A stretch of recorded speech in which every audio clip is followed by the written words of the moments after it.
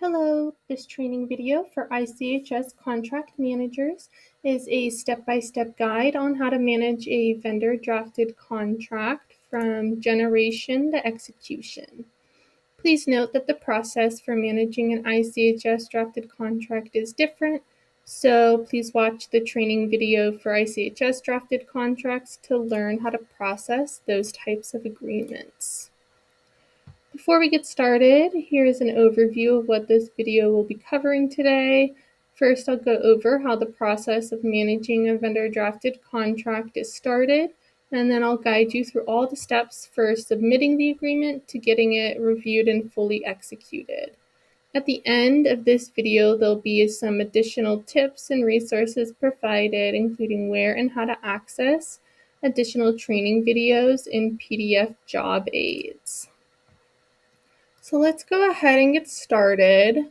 The first step in managing a contract is to generate and negotiate the agreement.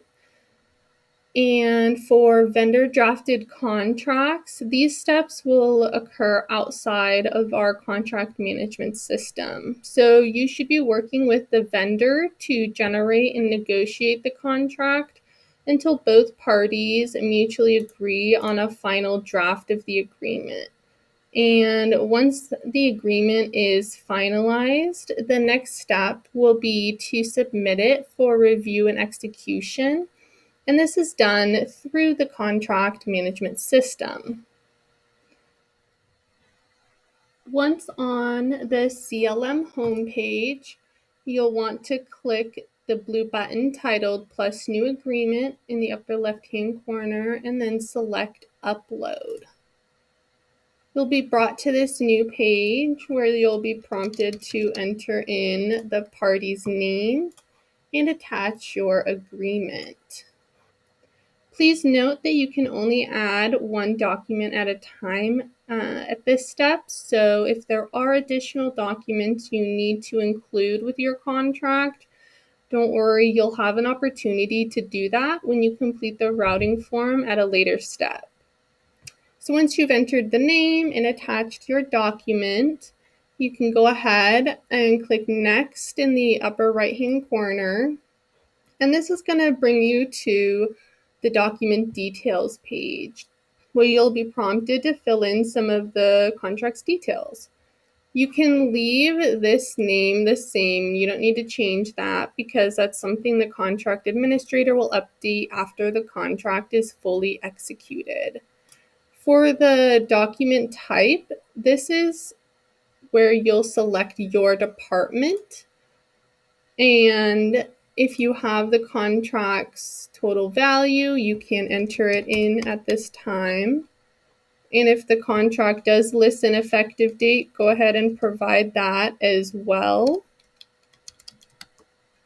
And same with the expiration date. But if your contract does not list these, please feel free to leave them blank, and they'll be updated at a later step by the contract administrator. So after you've completed these fields, you can go ahead and press Next.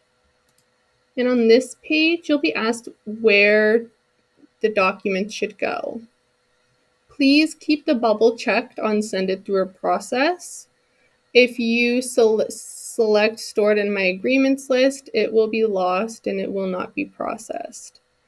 So the process you want to select is Vendor Drafted Contracts Workflow, and then you will press Finish.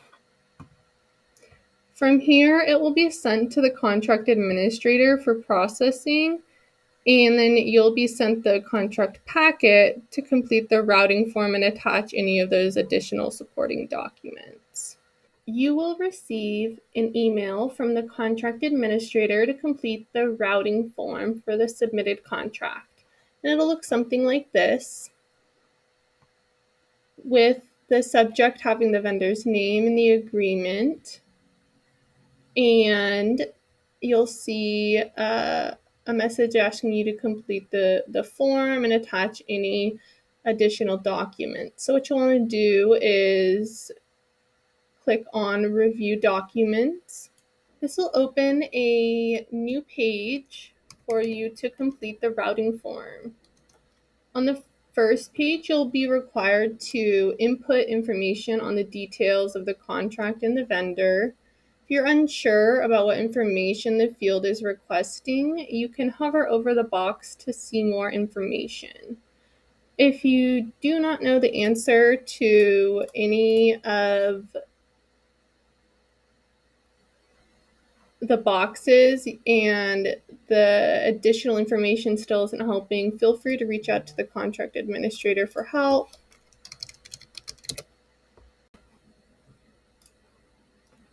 This second section is asking for the vendor's contact and signatory information.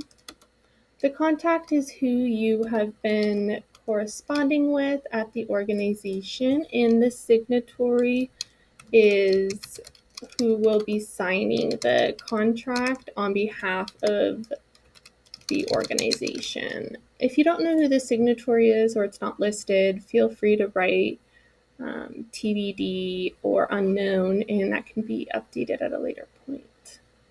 So once you've gone ahead and completed all of the fields on page 1, you'll want to go ahead and scroll down to the bottom of page 2. Here's where the contract administrator will list any additional supporting documents that need to be completed and attached for this packet. To attach the listed supporting documents or any additional documents you want to include, such as exhibits or attachments, you want to click on this paperclip at the bottom of page 2 and upload them there. So you'll just go ahead. You can either drag and drop, or you can select upload. Go ahead and do that. You'll press done.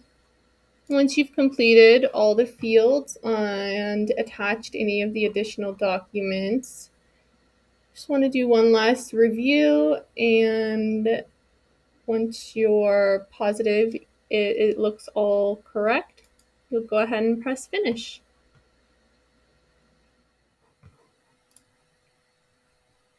After you have pressed finished on the routing form in DocuSign, the contract administrator will review the packet for completeness and accuracy,